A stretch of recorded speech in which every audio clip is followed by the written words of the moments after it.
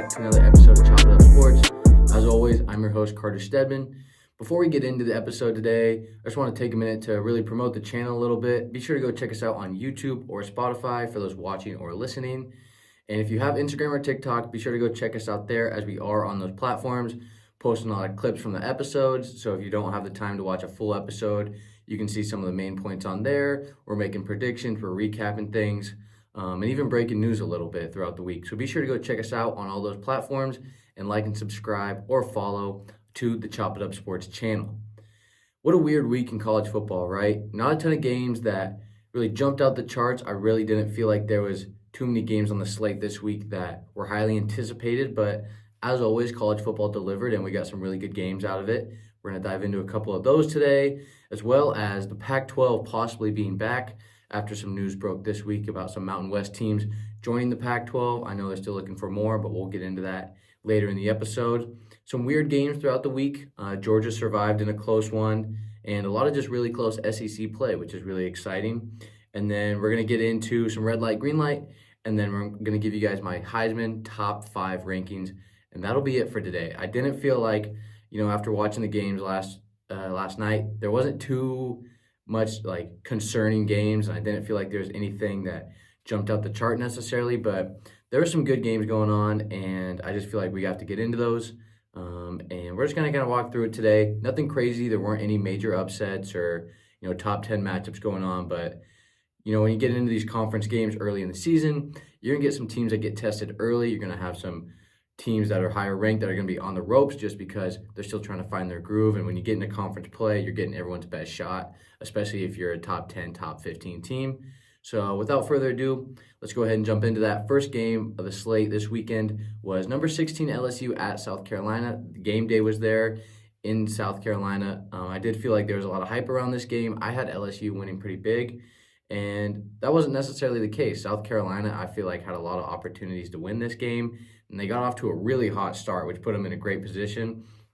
I do think Lenore Sellers didn't do enough with his arm, but his legs were able to keep him in the game and ultimately have them with the lead going into halftime. They took a big sack at the end of that half that allowed LSU to still stay in the game and make it a one-possession game going into the halftime. A couple big key possessions, for the Gamecocks that I felt allowed LSU to hang around was, they have an interception in the end zone where LSU is able to get the ball and turn that into points. They have another fumble in the first half that resulted in a Tigers field goal. And then, like I mentioned, they take that sack that knocks them out of field goal range. And when you're an underdog and you're at home and you're playing against a top 15, top 20 team like LSU, you just can't allow yourself to have those mistakes. That leaves the door open for their offense to open up and mount a comeback. And ultimately, we saw that, and that's what ended up happening. But then when you look at the second half, the script flips, where LSU's offense really starts to open up, but then they have some costly turnovers that allow South Carolina to take the lead, and ultimately they had an opportunity to send that game to overtime if it wasn't for that missed field goal. Garrett Nussmeier for the Tigers, this guy was balling. He had 285 yards and 2 touchdowns for LSU. I felt like he was able to move the ball downfield a lot, and when they needed him the most, he was making big plays. Now, I will say that he had some costly turnovers. He didn't look great at times, but when you're on the road and you're in the SEC and it's a loud, crazy environment like Gamecock Stadium is, you have to be able to just make plays in a timely manner. And Nussmeier was able to do that, and he delivered. When we saw LSU against USC in the first week of the season, I feel like he was kind of thrown under the radar just because of how great Miller Moss was. But Garrett Nussmeier can deal it. I think he's one of the top 3, top 5 quarterbacks in the SEC. Probably top 5, because when you look at Quinn Ewers and Jalen Milroe, I'm not sure he's on that level quite yet. But I do think he's a really productive quarterback. I think LSU is going to have a legit season and a legit chance to make the college football playoff. But this game was just weird, right? It was kind of sloppy, a lot of turnovers, a lot of points getting put up on the board. And when you look at South Carolina and you get into that fourth quarter when it's crunch time and you have to be able to control the clock and put points on the board, they had 2 turnovers that they forced defensively, and they weren't able to take advantage of that. They get 3 points off of a fumble and interception, and ultimately that was the deal breaker, I feel like, for me. When you're in a game like that, you have to be able to take advantage of your opponent's mistakes, and they just weren't able to do that. And obviously, yes, they had a chance at the end of the game still to force it to overtime, but you can't put all that pressure on the kicker, because when you look at the course of the game, there's a lot of things there that put them in that position where in reality they could have been up. And you could say the same thing for LSU. That's how weird this game was, is that both teams probably should have won by a lot more, but they also could have lost by a lot more if the other team would have executed better. Ultimately, South Carolina misses, I think, about a 45, 50-yard field goal to give the Tigers the lead on the road, or excuse me, the win on the road, rather. But I just felt like it was kind of a sloppy play. But you kind of expect this early in the season. That's what I talked about a couple minutes ago. It's just that, when you're on the road and you're ranked and you're still trying to find your rhythm, I mean, it's only week 3. So I do think for LSU, I think they're going to be a competent SEC team this year. But South Carolina is no joke. We saw them go into Kentucky last week and get a big win in Lexington. And Kentucky just gave Georgia a run for their money last night as well. So when you look at the SEC, they're really deep. I think they're going to have 7 or 8 teams that will all compete for each other. I think they'll get 4 or 5 teams in the playoff. And this is what you expect from a power conference like this, right? I think they have 15 to 18 teams in the conference. And so top to bottom, they're just very deep. They're going to give teams within their own conference a lot of run for their money. And I don't think we're going to see an SEC team go undefeated this year, which is my hot take. But this LSU team, I think they're, interesting. I could see them losing some games later in the season when you look at their schedule that are kind of just some games that catch them off guard, teams that aren't that great. But I just think they're a little too sloppy with the ball. And even with their play calling from Brian Kelly, really some interesting play calling there that I didn't agree with. And so I think, this was just a really sloppy game from 2 good teams, but ultimately LSU is able to go in and get a big road win against South Carolina. The next game we got up is Missouri and Boston College. This was another game where I thought Missouri would kind of take care of Boston College. I knew that the Golden Eagles looked good against Florida State, but obviously Florida State isn't the team everyone thought they were. And so I thought Missouri would handle them. They were at home. They're going to be comfortable. And Boston College gave them everything they could handle. In the first half, BC jumps out to an early lead, and you're thinking, okay, here we go again. Another ACC upset over the SEC. But there was one big play that really stood out to me, and that I talked about this in the LSU game. When you're an underdog, you can't afford to make these plays. Thomas Castellanos for Boston College, he's a great quarterback. He reminds me really a lot of Kyler Murray, just in the sense that he's so short, and he's quick, and he's able to hide behind his offensive line. He throws an interception when Boston College is up 14-3, and at that point, I really just felt like the whole momentum shifted to the Tigers. Brady Cook and Luther Burton were able to find the rhythm, as well as the run game was finally able to get a foundation, and you saw this Missouri offense just open up. And that's what makes this team so dangerous in the SEC this year, and that's why I had them making the playoff, is that when Luther Burton is able to get open and he's able to beat his guy one-on-one, Brady Cook's going to be able to find him in those situations, and that's what makes this Missouri team so special, is that they've been around for a while, they've played in big games, they've built this program from the ground up under Eli Drinkowitz, and so I think they're going to be legit this year. I do think Boston College could be a contender in the ACC, especially looking at it now. Clemson looks like they're still going to be a competent team. Miami, at this point, looks like they're going to be the favorite. But I do think Boston College is a team that we're going to see in that mix. I think when you go into SEC play and you go down to Missouri against a top 10, top 15 team, and you give them a run for their money and only lose by 1 possession, I think that proves that you can be a legitimate contender, especially in the ACC, which is a conference that isn't as strong as it typically may be. Ultimately, I felt like the key takeaways from this game is that Missouri had 36 minutes of total possession compared to South Carolina's 24. Being able to control the clock in college football is big, especially with how much the clock is running now, with the first down, with the time not stopping after a first down, unless it's less than 2 minutes to go in the quarter.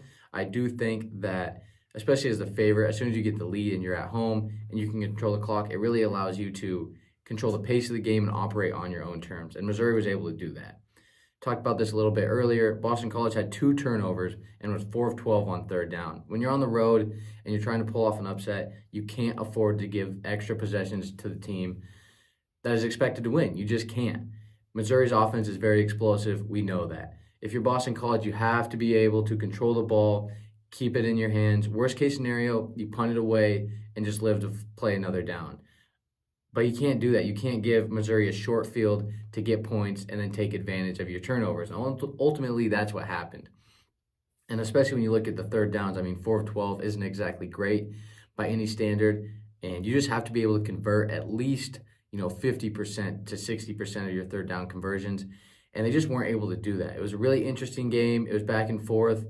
The second half did feel like it was all Missouri. I know the score says it was only a 6-point game. Boston College had a little touchdown at the end to make it closer than it probably was.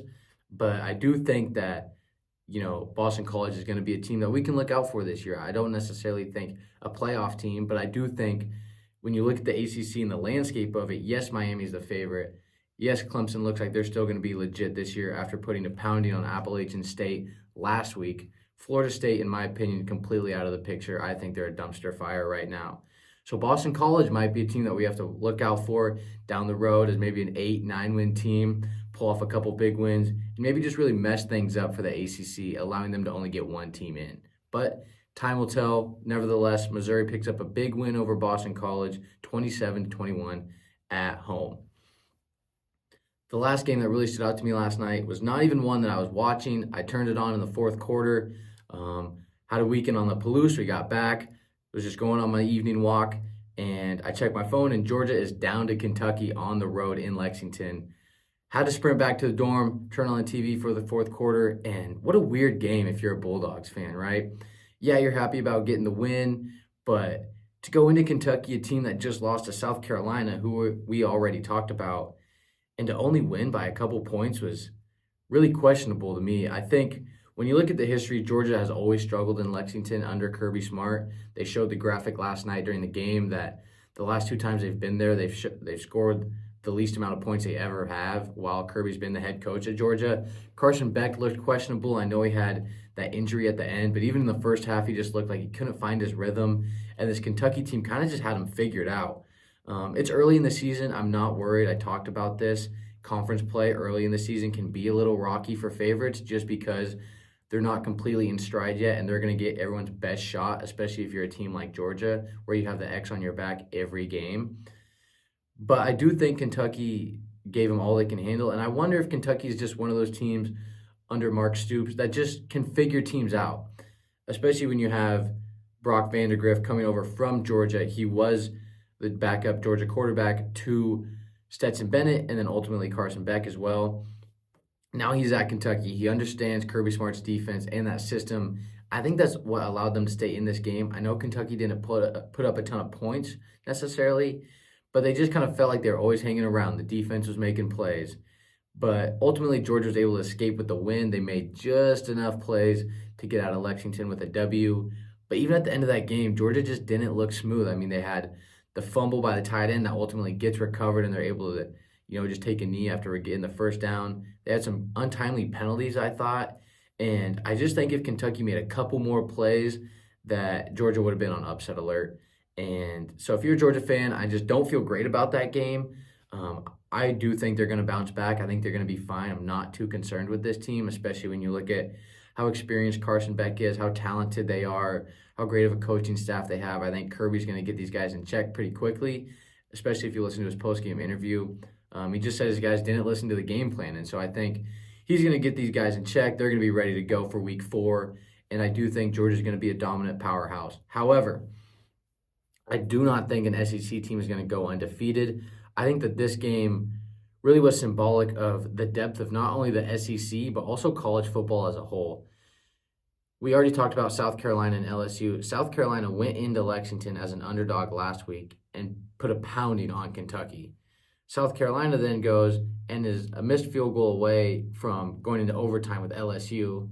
But then you have Kentucky, who just lost to that South Carolina team at home, has Georgia on the ropes for 4 quarters, and with a few plays away and maybe a turnover away from taking down the number 1 team in the nation.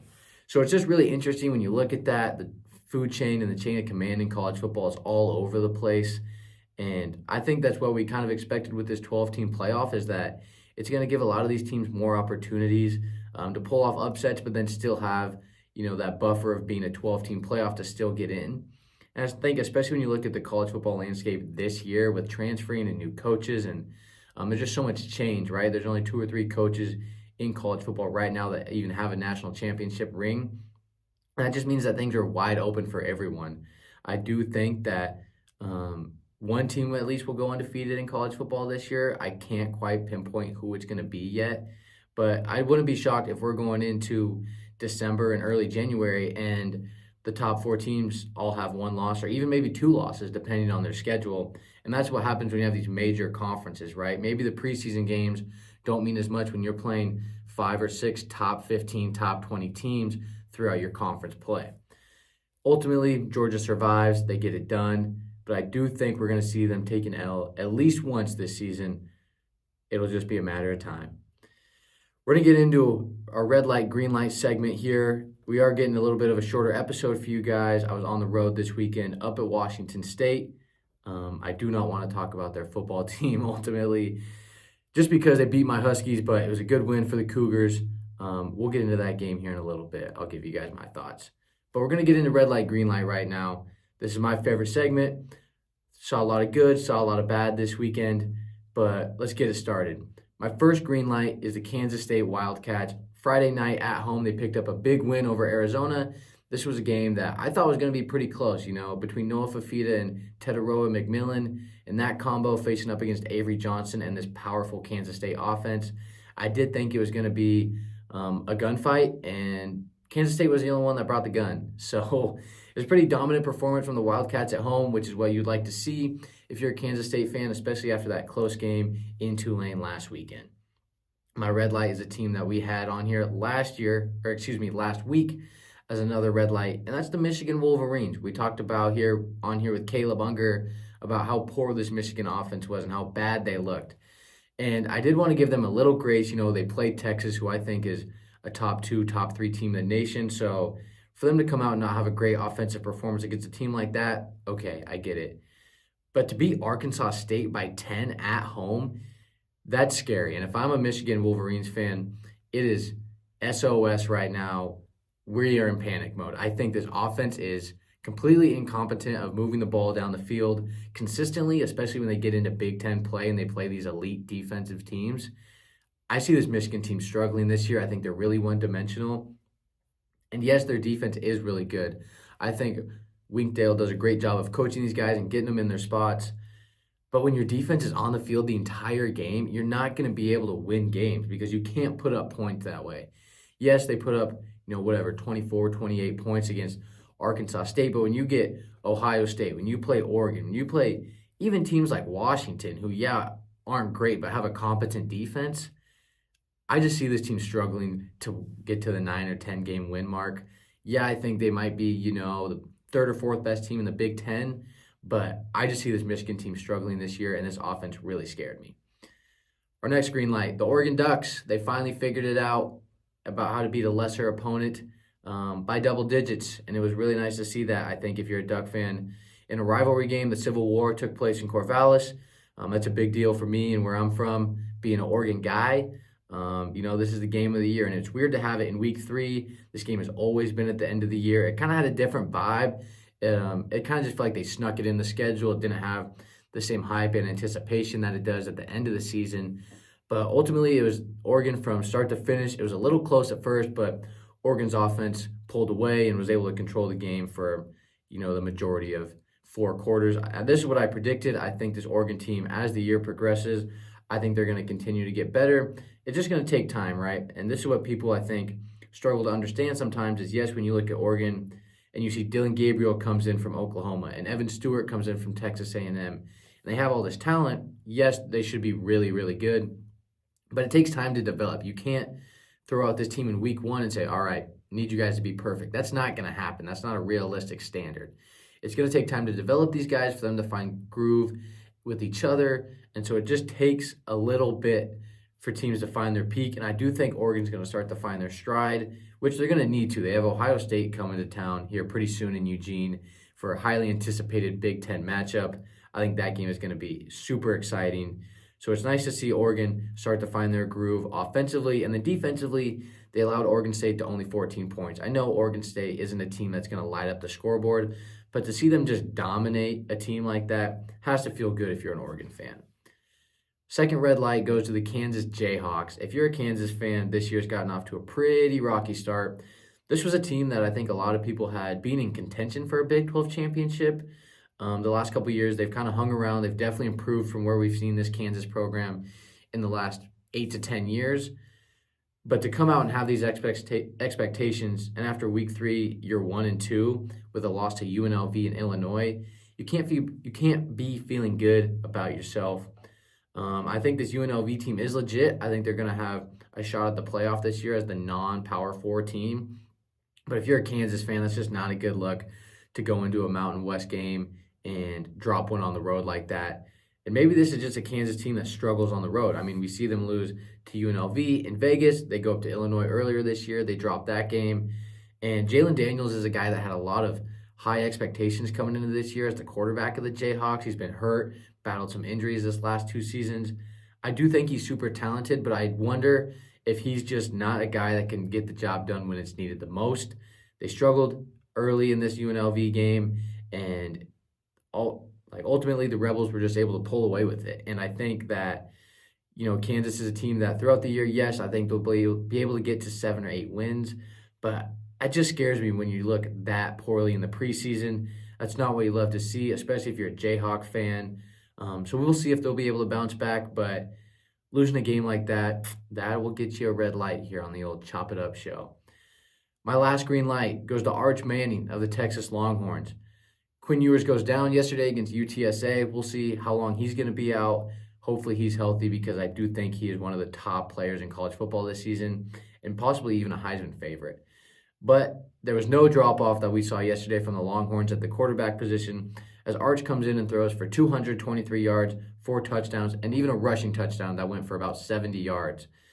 This is what we've been waiting to see from Arch Manning. I know a lot of people expected him to transfer after last season, but he's legit. He's trusted himself, and he's been able to show that he can work through his program. He wants to be at Texas and learn under Steve Sarkisian and Quinn Ewers.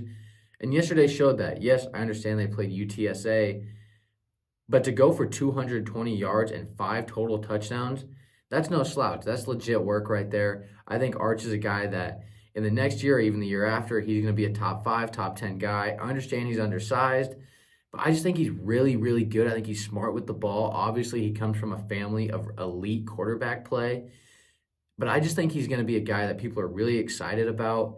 And to be able to take those 2 years to learn from Quinn Ewers, all credit goes to Arch Manning. To be able to have that maturity, to stay at a place that you know that you'll be able to learn and grow, and then by the time it's your turn in line, you're going to be ready to shine. And we've seen glimpses of that throughout the year. I think we're going to see more of this in games where Texas is blowing teams out. And so look out for Arch Manning throughout this season, and next year it's going to be his time to shine. My final red light is another team that we've had on this show before already, and that is the Florida State Seminoles. Florida State is in trouble right now. This is a team that people were really high on entering the year, and Florida State has just not lived up to any sort of expectations. First game, they go into Ireland, they lose to Georgia Tech. After that, it's just been downhill. I mean, losing to Memphis at home in your season opener, not a great look. I don't even think that was their season opener, because I think they played Boston College at home. Regardless, that's brutal. Mike Norvell loses to his former team in the Memphis Tigers, and this team is just a mess in Florida State. I mean, if you're a fan, what do you do, right? I mean, you're talking playoff expectations before the year, ACC championship. You're coming off of a season where you went undefeated, won your conference, and then didn't make the playoff because your starting quarterback got hurt. And now to start off the season 0-3 after you paid your head coach millions and millions of dollars, just not a great look for the Seminoles. I think this is a team that will be lucky to make a bowl game this season. And I just think DJ Uiagalelei, he's always had this hype around him, and I really like him. I want him to be good. I've rooted for him. I watched him at Oregon State last season when he was here on the West Coast, and he has the build, right? You look at this guy and you go, okay, this is a stud. This is a Ben Roethlisberger prototype sort of quarterback. But there's just certain decisions he makes and certain throws that he misses, and ultimately that's what's kind of led to the downfall of this Florida State team, is their offense just can't keep it moving. And then similar to Michigan, when your defense is on the field the whole time, your defense gets tired and gives up points. This Florida State team, I'm not sure what to think about them besides the fact that they're a dumpster fire right now. I know they want to leave the ACC due to, whatever obligations, but maybe the ACC doesn't want them at this point. I mean, obviously that's not the case. They're one of the powerhouses consistently in the ACC. This year's not going to be the case, but Florida State's just in a weird spot right now where you want to leave your conference, But then, like, hey, we almost should have been in the national championship or at least a playoff last year, but our quarterback got hurt. And you turn around this year and you start the season 0-3. Just not a great look. And I'm really concerned about this Florida State team. We'll see what happens with Mike Norvell. I do think he's a good coach. People say he's on the hot seat. I don't necessarily agree with that. He just got a brand new contract. But we'll see what happens. We'll see how this year shakes out for Florida State. And yeah, that's just going to be it. So, speaking of moving conferences, let's talk some Pac-12, baby. The PAC is back. I definitely didn't have this on my bingo card this week, just in terms of things that we were going to be talking about on the show. But earlier in the week, we got news that the Pac-12, or really the Pac-2, had added 4 new teams from the Mountain West. They had Boise State, Colorado State, Fresno State, and San Diego State to the conference, making a total of 6 teams overall. They're still going to need 2 teams to be recognized as an official conference in the FBS and the NCAA. But I think this is a step in the right direction for a conference that has just been so desperate within the last year and just so much unfortunate circumstances. I grew up a Pac-12 guy. I'll always back the Pac. And last year was just so sad to see all these rivalries kind of go by the wayside. The Arizona States, the Washington, USC matchups, just games like that, the Pac-12 After Dark that we all know and love. It was just really sad to see that go. And so you always kind of kept this little bit of hope that the Pac-12 is going to be able to sustain itself and hopefully build itself back up. And do I think that all of a sudden the Pac-12 is a power conference? No, absolutely not. But I do think that they're able to be competent. They're going to be able to put teams on the back end of that playoff in that 10 to 12 range as a non-Power 4 conference. I saw some things this week that did concern me, though, and that's people saying that, the Pac-12 they're going to be a Power 5 conference now. They're going to be able to put an automatic qualifier in the playoff, whoever their conference champion is. That's not going to be the case. When you look at this conference, yes, it looks like they're going to add, at least 2 to 3 more teams that will make them an official conference. But top to bottom, this isn't going to be the conference that it was before, right? Talent-wise, you don't have your Washingtons, your Oregons, your USCs, your UCLAs. You don't have those teams anymore, right? It's the Boise States. It's the Fresnos. It's a good year from Washington State or Oregon State. That's going to be the 1 or 2 teams maybe that you can sneak into the playoff. However, I do think it's exciting to have West Coast football back. The Pac-12 just has such a great reputation and brand that I feel like got ruined due to some decision-making from the front office, just of the conference as a whole. So to see them back is exciting, but they're not going to be the conference we thought they were. But it is going to be exciting if you're a West Coast guy or girl, I guess. This is great. You want to see this conference back. I think they're going to be one of those conferences that's just blue collar. They're going to beat up on some really good teams. I think they're going to, probably lose to some teams that they shouldn't have. And that's kind of what the Pac-12 has always been about, beating up on each other, playing West Coast football. You got games from sunrise to sunset and even after dark. And that's what made this conference so special, is you just never knew what to expect. So to see them back, I think it's great. But we should be pretty realistic in our expectations just in terms of what to expect from this conference. But nevertheless, the Pac-12 looks like it's making a comeback. And if you're a college football fan, that is something that you love to see. Before we get out of here, I'm going to give you guys my top 5 Heisman rankings. I know it's only week 3 and we've seen a lot of shakeup, but there's been some guys that have been some clear-cut favorites as Heisman candidates in college football this season. At number 5, I have Jackson Dart from Ole Miss. This guy's been dealing all season long. Last year, he had a lot of momentum. They go into that Peach Bowl and they knock off Penn State. And in Lane Kiffin's offense, Jackson Dart is just able to thrive. This kid has swagger. He can move the ball downfield. He's mobile. That's just everything you can ask for in a quarterback. I know Ole Miss hasn't necessarily played anyone yet, but I think when you get into these bigger games, the Georgias, the Alabamas, the Texas, teams like that, it's going to rely heavily on Jackson Dart and what's he going to be able to do in this offense. And I think he's going to be able to make some plays that will knock off some major teams and some upsets for the Rebels this year. So Jackson Dart falls at number 5 in my rankings this season. At number 4, I have Ashton Jeanty from the Boise State Broncos. 30 minutes down the road for me. This team has looked legit this season. I know they dropped a close one in Eugene to the Oregon Ducks, but that was a game I feel like a lot of people think they probably should have won. They give up a punt return and a kickoff return in the second half. Defensively, they gave up some plays. They had some miscues on offense, but nevertheless, Ashton Jeanty has been running all over teams. He has 3 rushes for over 70 yards. I think he's already has 7 or 8 touchdowns on the season at least. This guy's just a workhorse. He can run through people, but he also has top end speed to run away from guys. He's going to carry this Boise State team into contention for a playoff spot. We'll see how it shakes out. As of now, I think they're the favorite to come out of the Mountain West, but UNLV looks good, obviously picking up that win against Kansas. Nevertheless, Ashton Genty is a force to be reckoned with, and expect to see him in this Heisman conversation throughout the course of the season.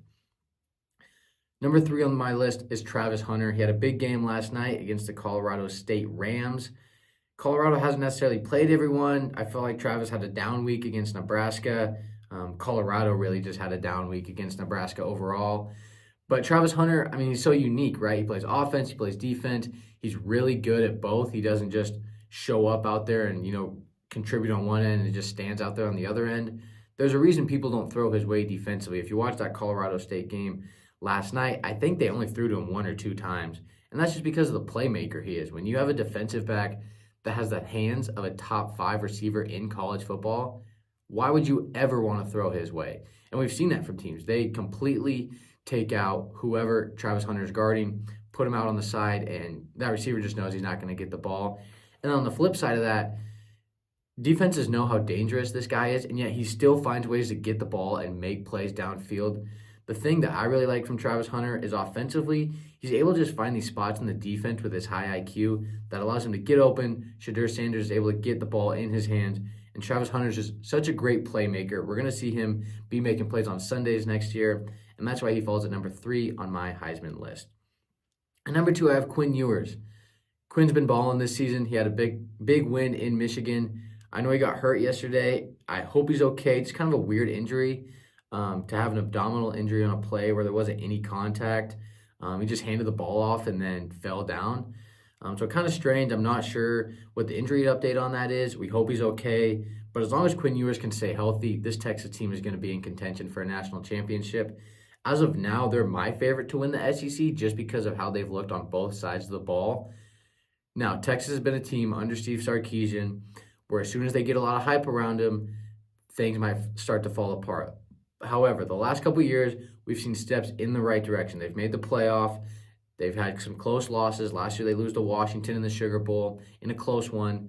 Now I think this team is able to take that final step into national championship contention. And as long as Quinn Ewers can stay healthy, he's mobile, he can move the ball well, he's smart on his feet, he doesn't make stupid plays, he makes high IQ throws, and he's able to find his weapons. And especially when you have Isaiah Bond transferring in from Alabama, that makes the offense that much more dangerous. They have a strong run game to rely on as well.